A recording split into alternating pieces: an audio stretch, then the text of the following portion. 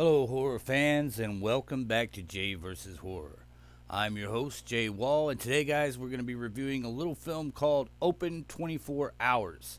Now, some sites have this film listed as a 2018 film, some sites have it listed as a 2019 film, and some sites have it listed as a 2020 film. It wasn't available for me to see, as far as I know, until recently, and so I watched it today. I'd heard other people talk about it, so I decided to give it a shot. It's a slasher film directed and written by Patrick Reynolds, starring Vanessa Grazi, Brendan Fletcher, and Emily Tennant. The plot of the film follows a woman with a very dark past who gets a new job at an all-night gas station. Actually, her dark past includes some things that are her fault.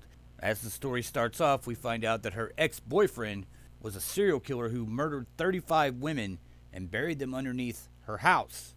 She was forced to participate in these murders, or at least watch them, until she got to a point where she couldn't take it anymore, and she set her boyfriend on fire. Actually, she set her house on fire and burnt the boyfriend up in it, because that makes more sense than turning him in, right? As the story starts out here, we follow Mary, who is looking for a job. She's just been released from prison after this incident with her ex-boyfriend, who is now also in prison, even though he's all burned up.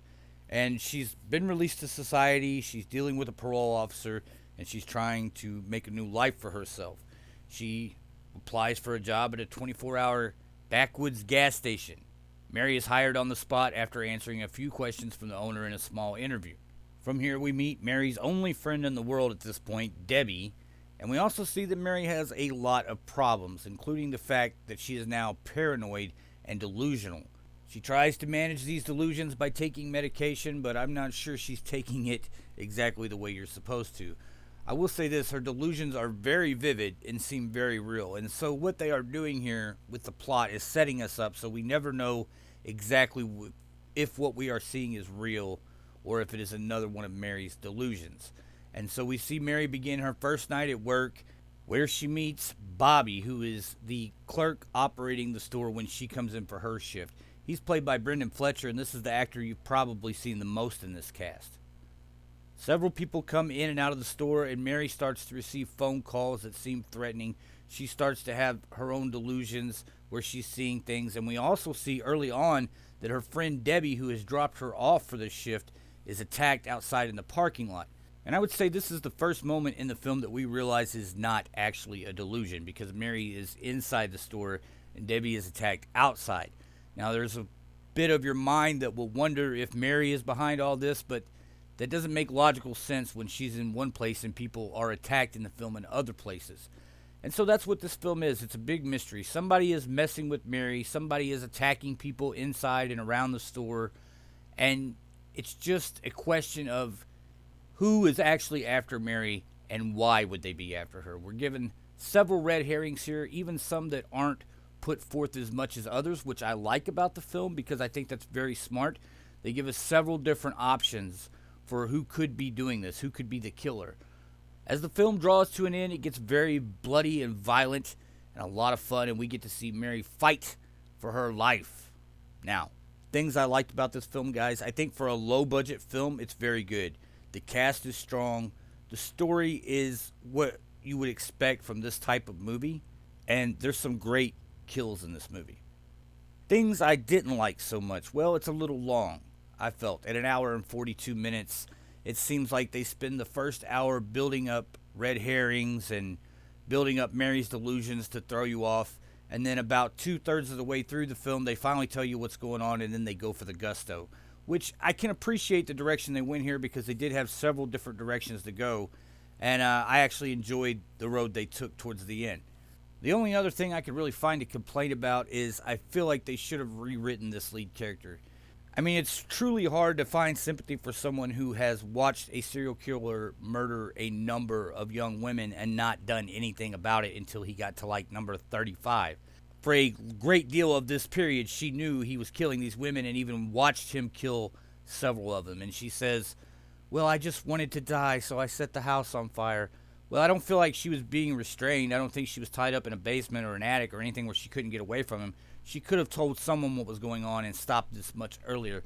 So her character is very unrelatable, and to be honest, she was the only person in this film that I didn't care if they lived or died. There were other characters in the film, especially Bobby, who she meets at the store, and her friend Debbie, who I felt more like as the film moved along, I was hoping these people would make it to the end, because Debbie is like the best friend a person could have in this situation, and Bobby is just a generally nice, goofy guy.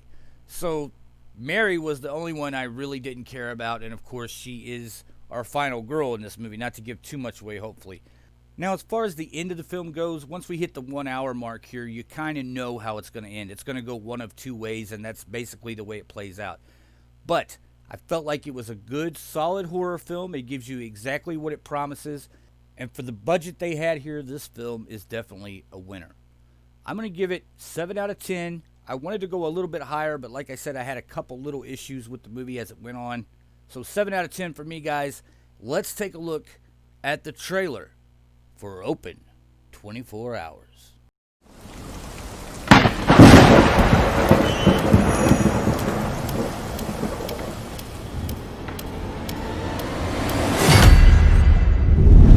It's supposed to rain tonight. Mary, we talked about this. You can't freak out every time it rains. This place is in the middle of nowhere. Are you sure you want to work here? I don't really have a choice. Raindrops, so many raindrops.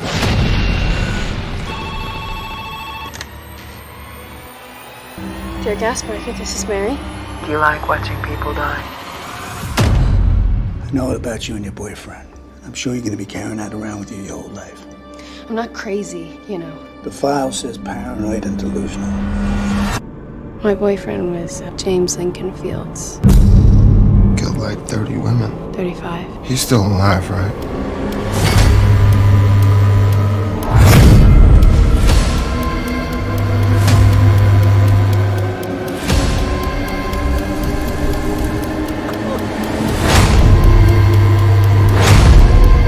You will watch people die tonight.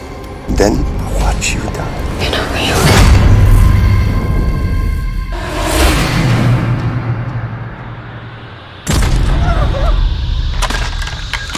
That kid's a gun in his locker.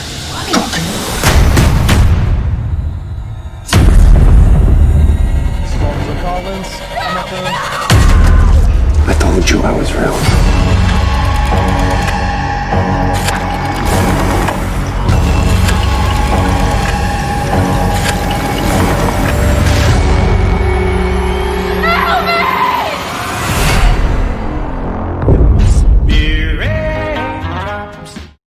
There you go, horror fans, and that's all we have for this episode of Jay's Quick Reviews. Guys, we will talk to you the next time we've got something worth talking about.